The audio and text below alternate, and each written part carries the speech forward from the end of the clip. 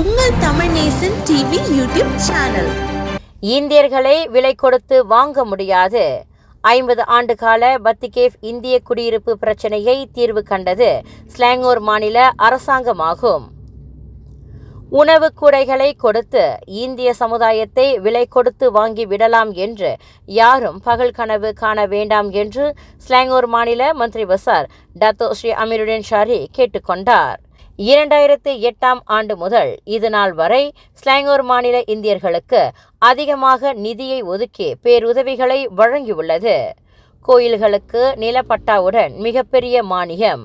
அதேபோல் 97 தமிழ் பள்ளிகளுக்கு ஆண்டுதோறும் மிகப்பெரிய மானியத்துடன் நிலப்பட்டா வழங்கியுள்ளோம். ஸ்லாங்கூர் மாநில இந்தியர்களுக்கு எப்போதும் அரணாக ஸ்லாங்கூர் மாநில அரசு விளங்கும் என்றும் அவர் சொன்னார். எனது பத்திகேவ் சட்டமன்ற தொகுதியில் உள்ள இந்தியன் செட்டில்மெண்ட் பகுதியில் இந்தியர்கள் நிலப்பட்டாவுக்கு 50 ஆண்டுகள் ஏங்கி தவித்தனர். ஸ்லாங்கூர் மாநிலத்தை பக்காத்தான் கைப்பற்றிய பின்னர் பத்திகேவ் இந்தியர் செட்டில்மெண்ட் குடியிருப்பு மக்களுக்கு நிலப்பட்டா வழங்கப்பட்டது. இந்த நிலப்பட்டாவை யாரும் தட்டிப்பறிக்க முடியாது என்று அவர் சொன்னார். இதனிடையே ஸ்லாங்கூர் மாநில அரசால் கட்டப்பட்டுள்ள மிட்லண்ட்ஸ் தமிழ் பள்ளி தங்கும் விடுதி அடுத்த ஆண்டு திறக்கப்படும் என்று டத்தோ ஸ்ரீ அமீருடன் ஷாரி தெரிவித்தார். 200 ஏழை இந்திய மாணவர்கள் இந்த தங்கும் விடுதி பள்ளியில் தங்கி படிக்கும் வசதிகள் உள்ளன. நாட்டில் இந்திய மாணவர்களுக்காக உருவாக்கப்பட்ட முதல் தங்கும் விடுதி தமிழ் பள்ளி இதுவாகும். ஆண்டுதோறும் இந்த தங்கும் விடுதி தமிழ் பள்ளியை பராமரிக்க 10 லட்சம் முதல் 20 லட்சம் வெள்ளி வரை ஒதுக்கப்படும் என்று அவர் சொன்னார். Sekitar 1 juta diperlukan untuk operasi bagi sekitar 100 hingga 200 orang pelajar. Mungkin 1 juta. Dan kalau nak mulakan dulu, mungkin kita boleh mulakan untuk capacity building. Saya rasa ia tidaklah lama. Tetapi tahun depan we have to ready the budget lah untuk 1 million or 2 million. That's mean mungkin kita kena sediakan allocation khas kepada sekolah tersebut bagi operasi asrama. ஒரு அமைச்சர், ஒரு ஆட்சிக்குழு உறுப்பினர், இது தேசிய முன்னணியின் கலாச்சாரம். ஆனால் Pakatan அதிக இந்தியர்களை அரியணையில் அமர்த்தியது.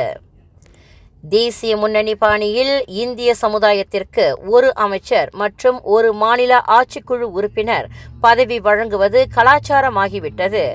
ஆனால் பக்காத்தான் ஹரப்பான் கூட்டணியை எடுத்துக்கொண்டால் பினாங்கு மாநிலத்தில் இந்தியர் துணைத் தலைவர் டாக்டர் பி ராமசாமி, மற்றொருவர் ஆட்சிக்குழு ஜக்தீப் சிங் உறுப்பினர்.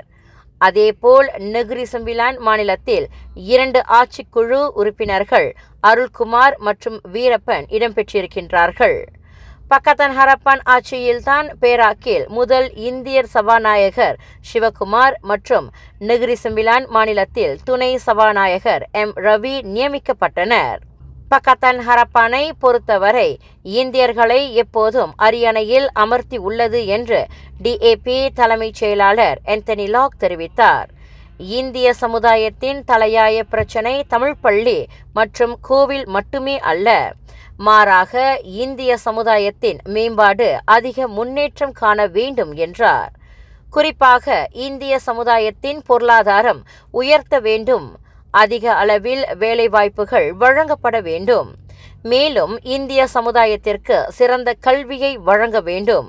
அப்போதுதான் இந்திய சமுதாயத்தின் பொருளாதாரம் அதிக அளவில் மேம்பாடு காணும் என்று இன்று கில்லானில் நடைபெற்ற மலேசிய இந்தியர்களின் மேம்பாடு உருவாக்க கருத்தரங்கில் கலந்து கொண்டு பேசிய போது ஆந்தனி லாக் தெரிவித்தார்.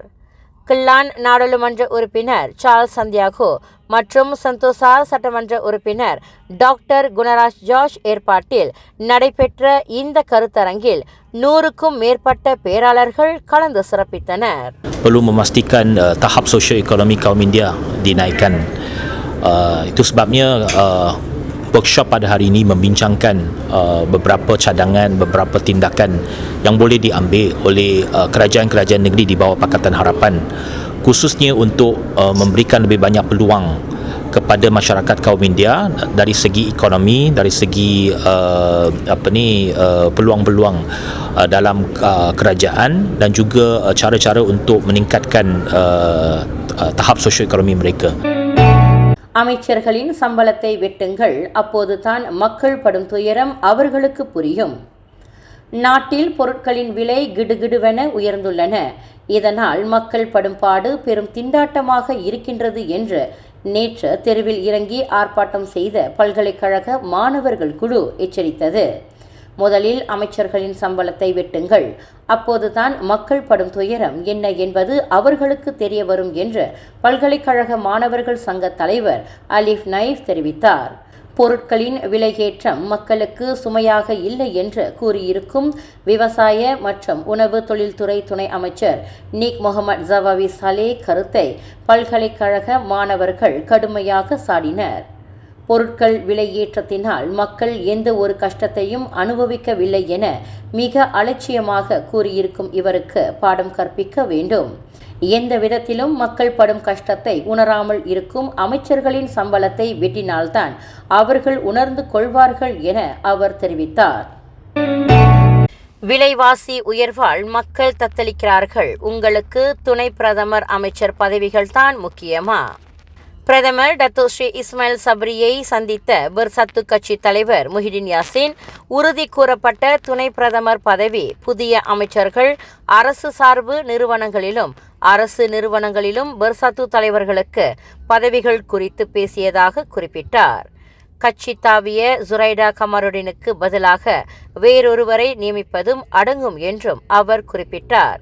இது பற்றி கருத்துரைத்த முன்னாள் பிரதமர் நஜீப் துன் ரசாக் பெர்சத்துவுக்கு துணை பிரதமர் அமைச்சர் பதவிகளை கேட்பதற்கு இது சரியான நேரம் அல்ல என்று சாடியுள்ளார்.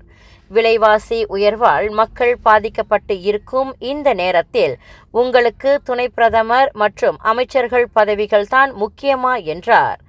முதலில் மக்களின் அடிப்படை பிரச்சினைகளுக்கு தீர்வு காண போராடுங்கள். துணை பிரதமர் அமைச்சர் பதவிகளுக்கு குறிவைக்க வேண்டாம் என்றார் அவர். விலைவாசியை எதிர்த்து பெர்சே அமைப்பு இணைந்து மிகப்பெரிய போராட்டம், முகமது சபு எச்சரித்தார். நாட்டில் அதிகரித்து வரும் விலைவாசி, மலிந்து வரும் ஊழல் நடவடிக்கைகளை எதிர்த்து அமனா மிகப்பெரிய போராட்டத்தை நடத்தும் என்று அதன் தலைவர் முகமது சபு இன்று எச்சரித்தார். இந்த போராட்டத்தில் பெர்சே அமைப்பு உட்பட பல அரசு சாரா இயக்கங்கள் கலந்து கொள்ளும் என்றும் அவர் தெரிவித்தார். எதிர்க்கட்சிகளின் கருத்துக்களை அரசு செவி சாய்ப்பதே இல்லை என்றும் அதனை எதிர்த்து விரைவில் அந்த பெரிய போராட்டம் நடத்தப்படுவது உறுதி என்று கூறினார். விலைவாசி பிரச்சினைக்கு அரசு ஜூலை 16க்குள் தீர்வு காண பரிந்துரையை அறிவிக்க வேண்டும் என்றும், தவறினால் போராட்டம் வெடிக்கும் என்று அமனா ஒருங்கிணைப்பாளர் சனி ஹம்சான் எச்சரித்தார். நீண்ட நாள் முயற்சிக்கு பின்னர் புந்தோங் அருள்மிகு விசாலாட்சி சமேத காசி விஸ்வநாதர் சிவாலயத்திற்கு நிலம் ஒதுக்கீடு செய்யப்பட்டது. இப்போ பகுதியில் பிரசித்தி பெற்ற புந்தோங் அருள்மிகு விசாலாட்சி சமேத காசி விஸ்வநாதர் ஆலயம் நில அலுவலகம் நீர்ப்பாசனத்துறை JPS நிலத்தில் அமைந்துள்ளது. அந்த ஆலயம் பெயரில் ஒதுக்கீடு கெசட் செய்ய புந்தோங் சட்டமன்ற உறுப்பினர் ஆதி சிவசுப்பிரமணியம் பல முயற்சியை முன்னெடுத்து நேற்று அதற்கான அனுமதி கடிதத்தை ஆலய தலைவர் ஸ்ரீ காசி தியாகராஜன் குருசாமியிடம் வழங்கினார். அருள்மிகு விசாலாட்சி சமேத காசி விஸ்வநாதர் சிவாலயத்தின் கும்பாபிஷேகத்தின் மண்டலாபிஷேக பூஜை நேற்று நடைபெற அதில் ஆதி சிவசுப்பிரமணியம் பஹாகியா மருத்துவமனையின் துணை இயக்குனர் G. சிவனேசன், பேரா மாநில இந்து சங்கம் துணைத் தலைவர் சிவம் பழனிசாமி, சித்தியவான் சித்தி விநாயகர் ஆலயம் தலைவர் நமச்சிவாயம் ஆகியோர் வருகை புரிந்தனர். இதனிடையே இந்த ஆலயத்திற்கு நிலம் கெசட் செய்யப்பட வேண்டும் என்ற முயற்சிக்கு என்னுடன் இணைந்து செயலாற்றிய இக்குழுவினருக்கு நன்றியை தெரிவித்துக் கொள்கிறேன்.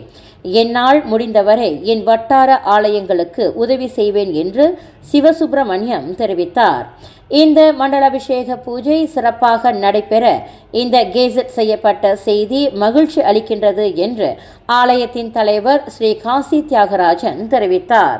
தமிழ் நேசன் டிவியில் லைக் பண்ணுங்க, சப்ஸ்கிரைப் பண்ணுங்க, சப்ஸ்கிரைபர் பெல் பிரஸ் பண்ணுங்க.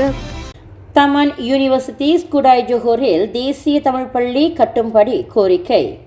ஜொஹூர் மாநிலத்தில் இந்தியர்கள் அதிகம் வாழும் தமான் யூனிவர்சிட்டி ஸ்குடாய் என்ற இடத்தில் புதிய தேசிய தமிழ் பள்ளியை கட்டும்படி நடவடிக்கை குழு கோரிக்கையை முன்வைத்துள்ளது. இஸ்கந்தார் புத்ரி நாடாளுமன்ற உறுப்பினர் லிம்கெட் சியாங்கை சந்தித்த இந்த நடவடிக்கை குழு புதிய தமிழ் பள்ளியை கட்டும் கோரிக்கையை முன்வைத்தது. நீண்ட நாட்களாக தமான் யூனிவர்சிட்டி ஸ்குடாய் புதிய தமிழ் பள்ளி தேவை என்று கோரிக்கை விடுத்து வருகிறோம் என்று நடவடிக்கை குழு தெரிவித்தது. நடவடிக்கை குழு வழங்கிய மகஜரை பெற்றுக்கொண்ட மூத்த அரசியல்வாதி லிம்கெட் சியாங் இங்கு புதிய தமிழ் பள்ளி அமைப்பதற்கு எல்லா நடவடிக்கையும் எடுப்பேன் என்றார் அவர். இங்கு புதிய தமிழ் பள்ளியை கட்டும்படி நாடாளுமன்றத்தில் குரல் எழுப்புவேன் என்று அவர் சொன்னார். தகுதியில்லாத பாஸ் கட்சி அமைச்சர்களால் அரசுக்கு கெட்ட பெயர். அறவே செயல்திறனில்லாத பாஸ் கட்சியை சேர்ந்த அமைச்சர்கள் அரசுக்கு கெட்ட பெயரை தேடித் தருவதாக ஜொஹூர் அம்னோ துணைத் தலைவர் நூர் ஜஸ்லான் முகமது இன்று மிகவும் கடுமையாக சாடியுள்ளார்.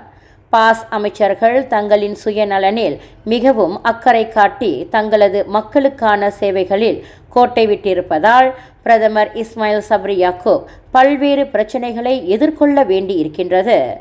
தகுதி இல்லாத பாஸ் கட்சி அமைச்சர்களின் செயல்பாடுகள் திருப்திகரமாக இல்லாத காரணத்தினால் அவர்களின் மூலம் உருவாகும் பிரச்சினைகளுக்கு அரசு பதில் சொல்ல வேண்டிய நிலையில் உள்ளதாக அவர் தெரிவித்தார். அவர்களுக்கு தலைமைத்துவ பண்புகள் இல்லை, தங்களது அமைச்சுகளை நன்கு நிர்வகிக்க முடியாதவர்களாக இருக்கின்றனர். ஆனால் எல்லாம் தெரிந்தவர்கள் போல நாடகம் நடத்துவதில் வல்லவர்களாக திகழ்வதாக நூர் ஜஸ்லான் சுட்டிக்காட்டினார்.